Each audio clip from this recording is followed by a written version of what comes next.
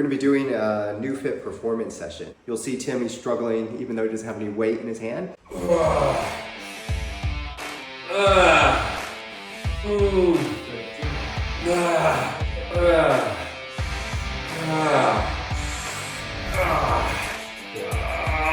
other thing that I got out of it that was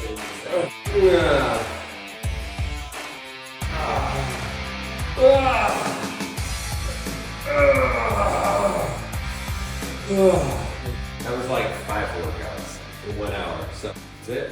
It's a wrap.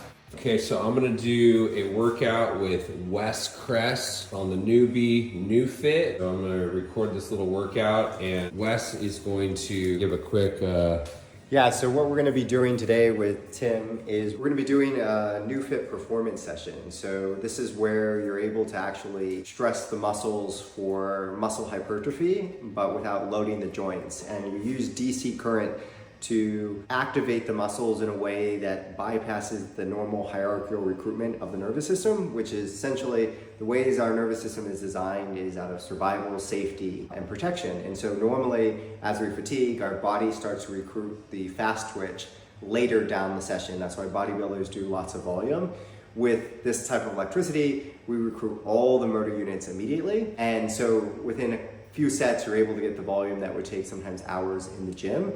And so it's really efficient. And as well as we do both the stressors that lead to hypertrophy. So metabolic stress is one and mechanical tension is the other. So if you'll see Tim, he's struggling even though he doesn't have any weight in his hand, is we're inducing the same level of mechanical tension that would be if you were lifting a really heavy weight. And so that's what we're going to be doing during the session. And usually we're able to go through the whole upper body workout, and he's going to be fairly sore. He's going to get a maximum response for hypertrophy, and the beauty is no stress on the joints, maximum hypertrophy response, and the efficiency is really high because essentially one of these sessions is like a few workouts in one. I've been doing these workouts for about the last 2 months. So I've been training for this half marathon. And because I was training for this half marathon, I've been spending a lot of time running, and I haven't had as much time to work out in the gym, work out with weights. So part of the reason why I'm seeing Wes is because I can get a solid workout in less than an hour, and it would take me 2 or 3 workouts to get the same results. I come here, I've been coming here once a week, and the results are pretty amazing because normally, and Wes, you can correct me if I'm wrong, when I'm working out at the gym, when anybody's working out at the gym, we can only get to like 20 or 30% of our capacity. Whereas with the Neufit, we can get up to what, 80, 90% of our capacity? Yes, so that's that hierarchical recruitment of the nervous system that we were talking about. So we're all designed around survival, safety, and protection. And so our nervous system's capacity to recruit motor units is contingent on the level of input, and we can't really bypass that without, I guess you could say, without using some form of DC current. And so this just allows for a much more efficient process and your ability to maximally recruit all your motor units and contract to the highest degree. Like this is the strongest level of engagement from a muscular standpoint and a neurological standpoint that you will ever experience. So it's pretty gnarly, as you'll see. Go over set 1, we usually go through. Tim's worked up to about 4 sets. Usually 1 or 2 sets in the beginning is all you can handle without getting really sore. That's just because the tissue tolerance is fairly low, even though Tim is very fit and in shape and obviously does a lot of weights in general. First time he came and did this, he was still really sore, and that's the novelty of the stimulus and just the level of recruitment.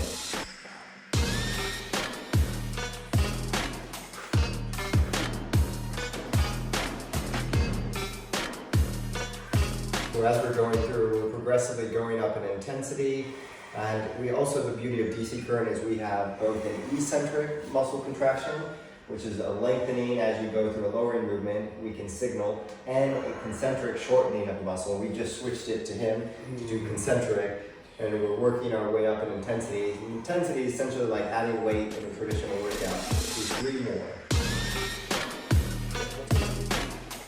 Tim's done a really good job of progressively working up and handling this, and attribute that to some of his recovery side of what he's doing. And that's because the nature of this signal interacts with our nervous system directly, because it affects the sensory afferent pathways more so than the motor efferent. The motor is a secondary byproduct, whereas traditional stim, like Russian stim or TENS unit, it predominantly only affects the motor. And that's because it just contracts the muscle and relaxes it. And so sometimes for blood flow or things like that, it might be beneficial, but it doesn't actually send tremendous amounts of sensory afferent signaling up the spine into the brain and create long-term adaptation. And that's what differentiates this the most. So we're gonna do another set here. And this is literally like less than 5 pounds of Yeah, so it's of very weight. light. It's very light. That's the beauty, is basically the reason I even have someone go through and use the bands is they're not necessarily even required. When I jump on the newbie and train with it myself, I don't actually even use the bands. But the bands help us guide the movement, and so, but they're very light. And most of all the resistance is done using an exogenous signal, which is the DC pulse current, and delivering it directly to the nervous system, which is producing a quite significant motor output in terms of contraction of the muscles, but not to the point where it's causing complete seizure. He's able to actually breathe through it and work through it at a high intensity.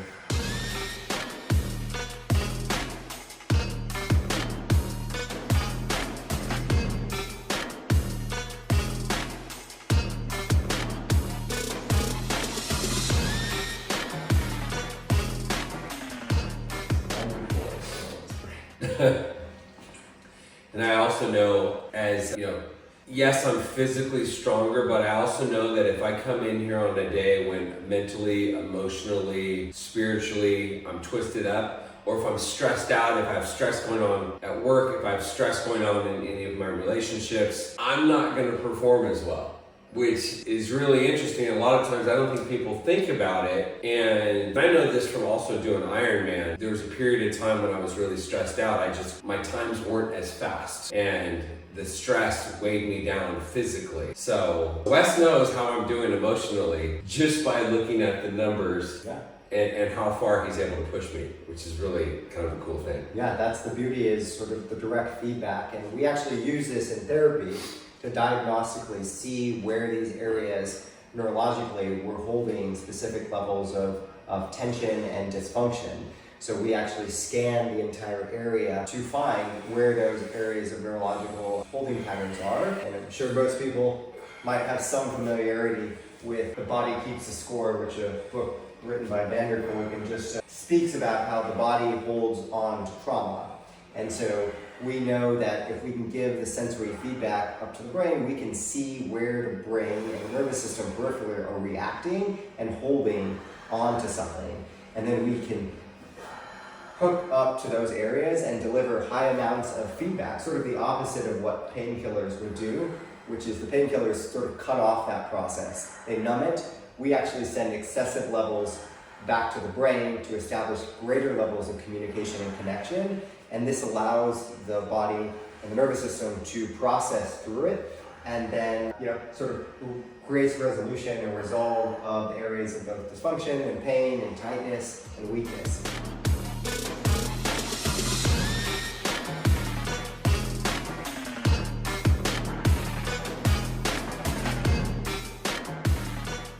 Are my numbers up from last time? Yeah, we had 94 twice on this set, so we've never been in the 90s. So. Okay. Except for a couple movements you've done 100, but this is quite well.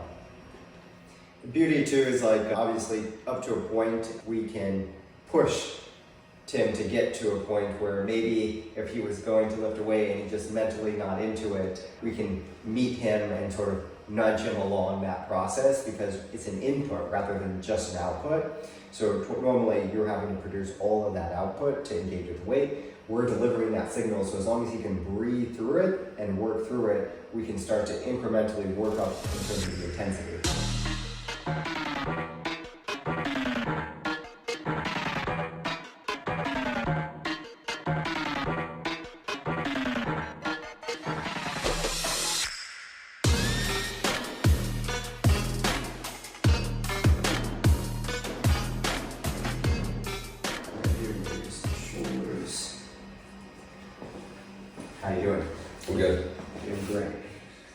the interesting thing is that after this workout, I'm really not going to feel very sore.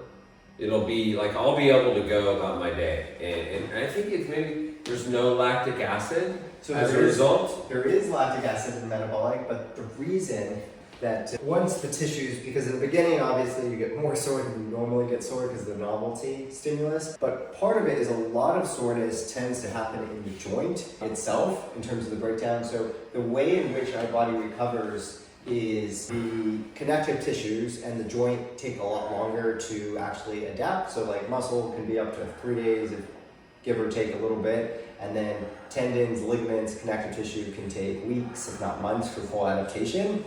And so when you're adding tremendous amounts of weights, the recovery time is going to be at times higher. Also, the nature at which we are delivering this signal is he's basically getting some aspect of therapy while we're going through training, because of the nature that instead of the stimulus is directed predominantly at the nervous system, we're overloading those sensory pathways. And so this means that the nervous system is getting the highest amount of adaptation and intensity. That's why we work in therapy with this, with spinal cord injuries, with MS, with other neurological cases like drop foot, and or just orthopedic issues like pain, and then mobility issues, strength issues, things like that.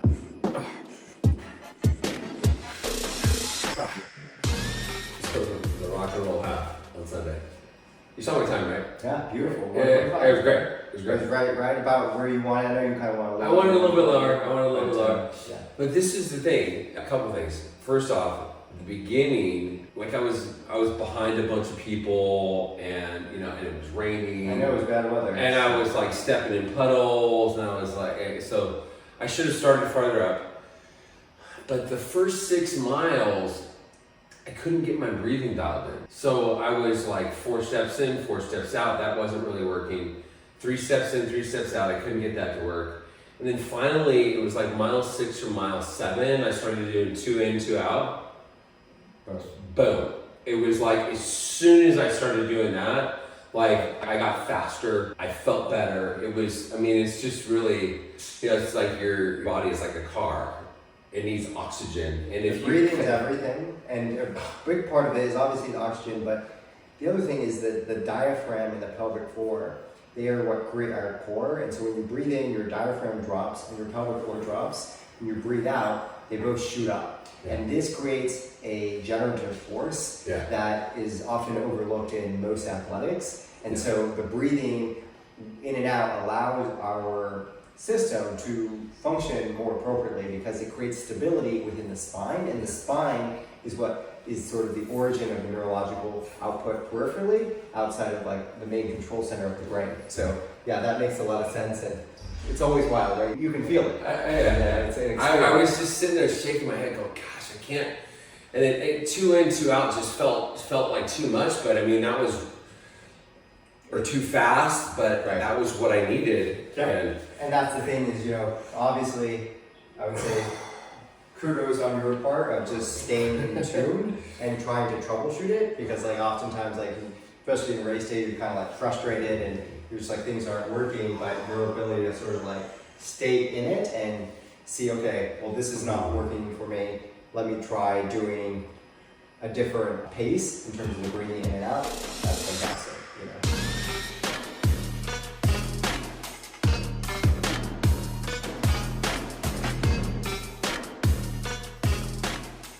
So the night before the race, I didn't sleep very well, and I woke up like kind of irritated, like I didn't sleep very well. And in the morning, I was journaling, and I was just like, I've trained for this race thanks to Krista LePan, Red Dog Endurance. Give her a shout out. She did a great job.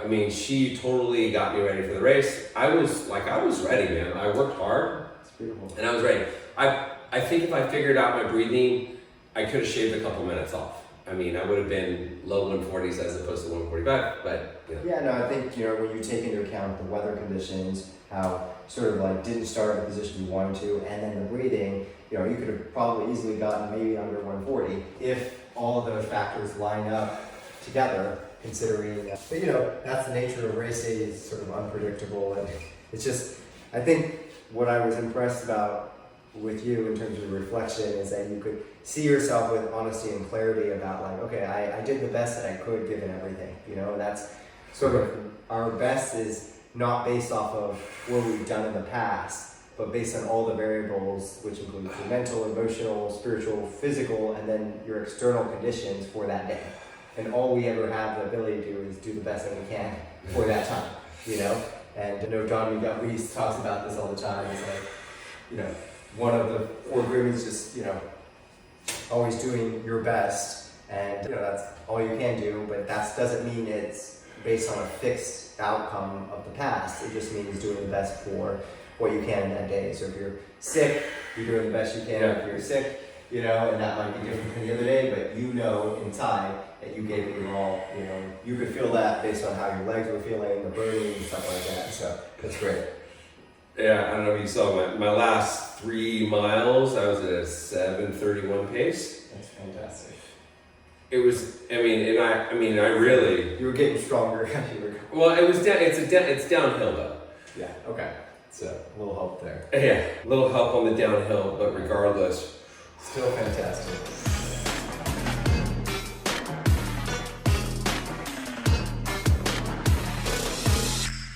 So my legs were smoked. During the race, my legs hurt in a way that it felt like I worked my ass off. So I was like, okay, this is good. Like, you know, for me to say I did the best I could, this is the feeling.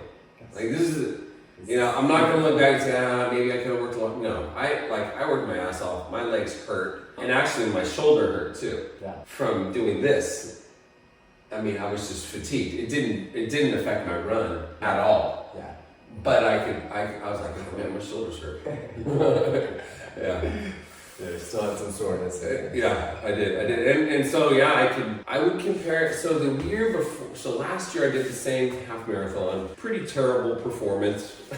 My legs hurt. Not like hurt because I'm working so hard, but they hurt because I wasn't trained. Wasn't prepared. I wasn't prepared. I didn't, you know, my runway was too short leading up to the race. And after the race, I wasn't, you know, very sore or anything like that. Whereas this race, after the race, you know, I didn't really want to walk. Like I wanted to sit down. My legs hurt. I was sore. I was tired. I was smoked. Yeah. And that was like Ironman my first year. I remember I worked so hard. I just like fragile at the end of the race. And my second year Ironman, I wasn't fragile, and my time was a lot slower, and I didn't feel good about that performance. So this, I mean, like I said, I felt like I did the very best I could. Beautiful.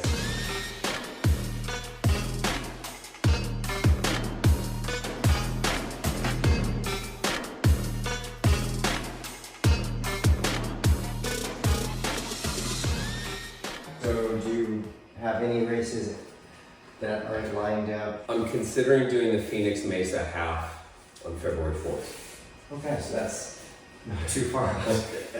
That race is downhill. This race had a hill. Like, So you have it was beginning and down. No. It was pretty flat the first couple miles, and then it started up, and then it increased. I think it was like miles, like 7, 8, 9, or 8, 9, 10. That was pretty steep up McDowell, and I remember last year doing that hill, and it was like I walked. It was miserable. It seemed like it was the longest hill ever. This year, like I crushed that hill. I was like, it was no problem. I feel good. Oh, Right, yeah.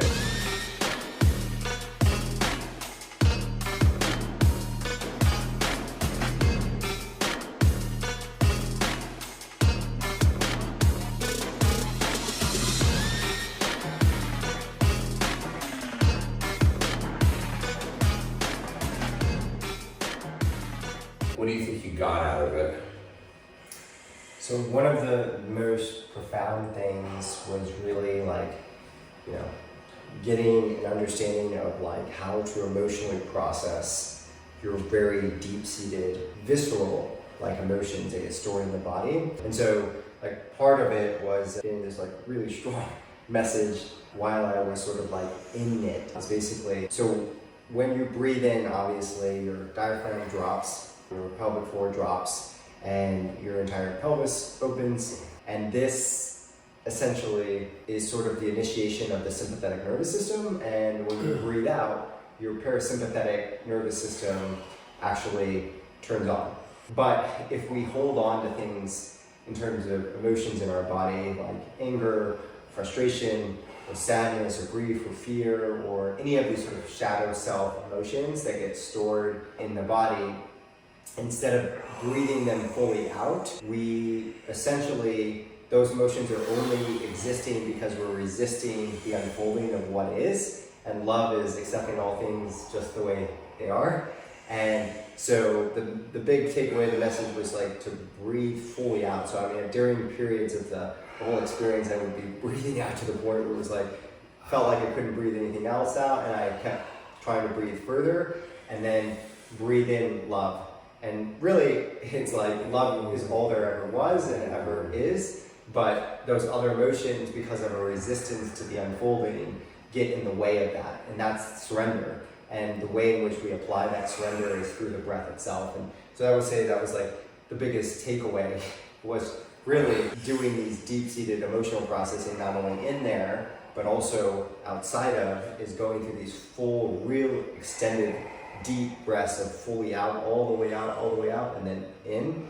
And this helps with the processing of all these things. Oh my gosh. Good. The other thing that I got out of it is just that everything is perfect, just the way it is, and it's our inability to see it and understand that. One more.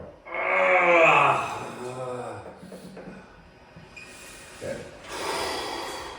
It's like I've done a lot of sort of like work, obviously, since I was 16 on non-dual states, and being in that complete oneness state, and then going through some of the processing of what, like, viscerally, and then it was as if like the suffering and the emotional processing during in that state was like a speck of salt, and it would be like the entire world was love in relativity, right? Even though you could feel the intensity of both, the love was just so profound and overwhelming on just like being surrounded was just insane.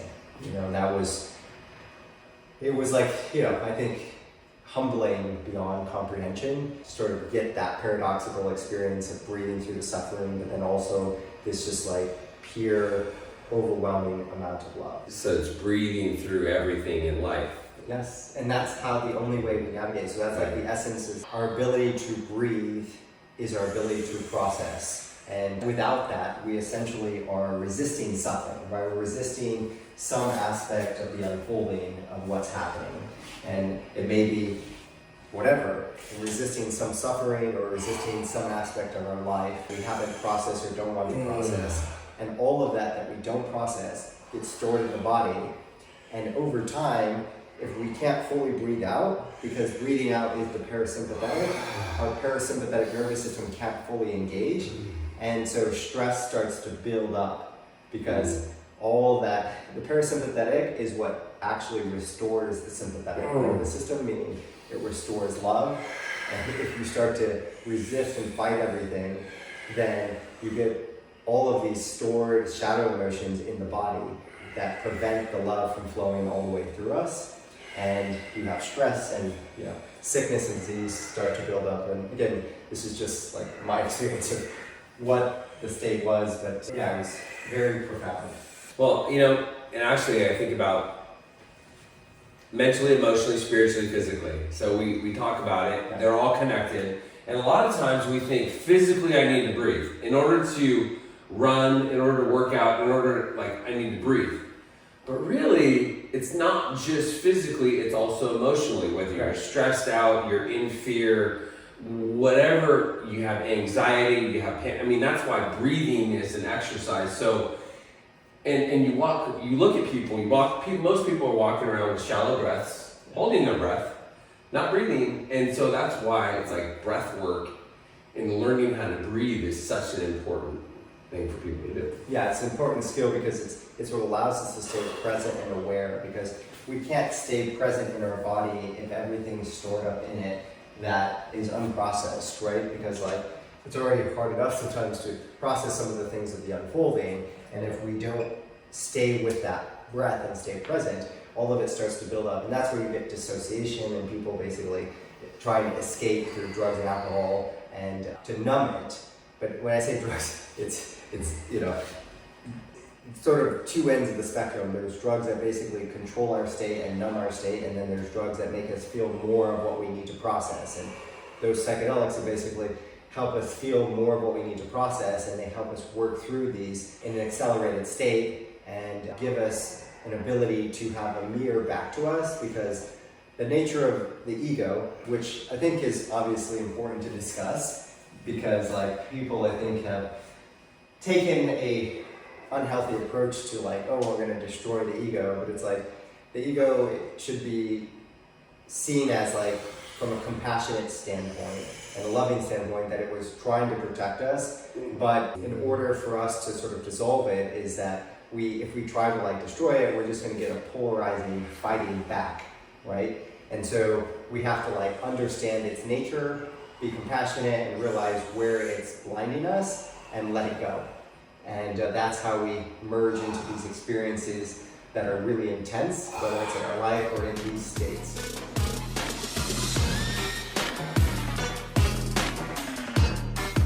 Yeah, and I think that, you know, the breathing component is really interesting because we always talk about physically, mentally, emotionally, spiritually, but we also, you know, we are part of nature, right? And the environment, and that's how nature is breathing, right? Essentially, a lot of plants, they give off oxygen and they take in CO2, and so we are all interconnected. And so the breath, and if you've ever taken like even like maybe a smaller dose of psilocybin, and you can see things are breathing, right? Everything's breathing. And that is how we align with harmony, is to stay with the breath. And the moment we start to resist the experience, we start to get some level of pathology, because we're resisting the unfolding, and that's where all suffering is magnified, is essentially through our resistance of what is.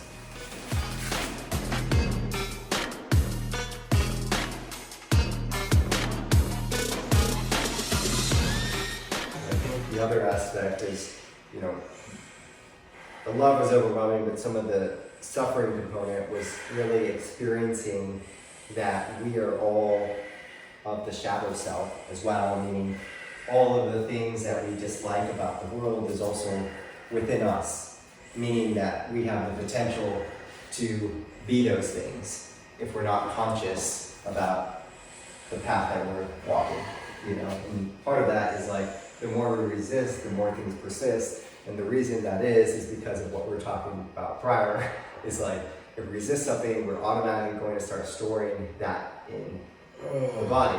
And so we can look at things from like contractionary state or an expansionary state. The contractionary state is the state at which trauma sort of elicits, right? It's like, trauma is not what happens to us, but what happens within us as a result of what happens to us. And so our inability to process that within is what creates and holds that trauma within us. Otherwise, we breathe, process it, and move through it, just like anything else.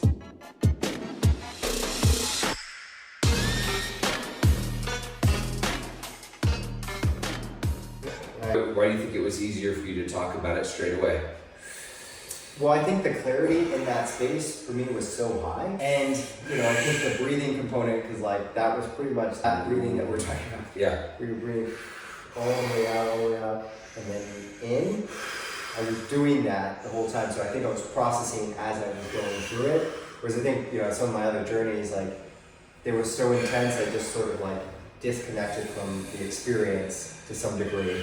And so there was that. I also think that like having done 5 really strong heroic doses, I think I was more adept to handling the intensity, because like, had I done this as like maybe a earlier portion, I'm not so sure I would maybe have the same experience just because of its intensity. But like going in, I was just very conscientious with like how I needed to approach it in terms of like being very deeply in surrender. That surrender in terms of what I would say, like, we humans don't do concepts, they do like actions. So we communicate through words and language. And like oftentimes this is like, I was like find it fascinating how people like sometimes overly rely on our abstract thinking intellectually as if that's more of truth than our experience, when really it makes no sense, right? Because like even if you look at mathematics are an abstract way of trying to explain something that is real, and so is like science, so is language. And so to negate direct experience is a little bit odd, because like that's what we're trying to describe and understand it as it is. And in terms of reality, there are some limitations, obviously, but part of the beauty of like psychedelics is sort of they remove some of those inhibiting factors of filters of the ego, so that we have more closely a direct experience of what is, and that's very powerful. Yeah, it was definitely interesting because there was waves, I would say too. Like there were periods of time where it felt like deeply intense in terms of processing, and then like I would go through waves of like more intermediate breaths instead of like the full all the way out, all the way out, all the way out, and then in. And it was just trying to match the waves of what I needed to process in the moment.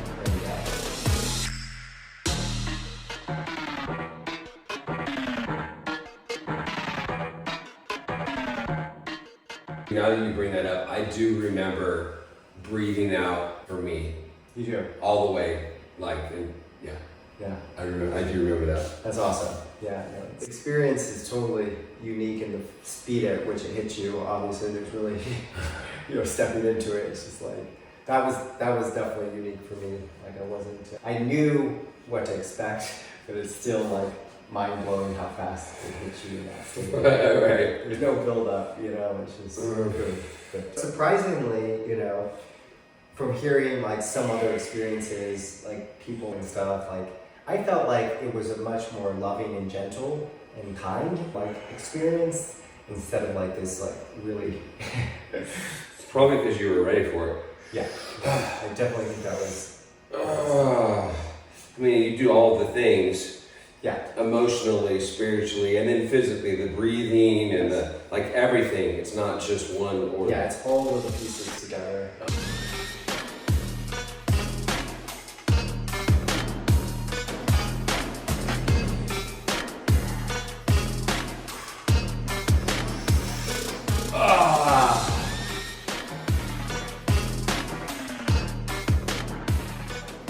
We get to 100? We're at 93. 93. I've gotten to 100 on this one, haven't I? Yeah, but so that's the first set. So Yeah. usually on the first set, because your muscles are still warming up, Yeah. there's a bit of more resistance going on, because your nervous system is saying, okay, muscles aren't fully ready. Yeah. And that's why usually second set, third set, fourth set, usually get your best on the second and third. So.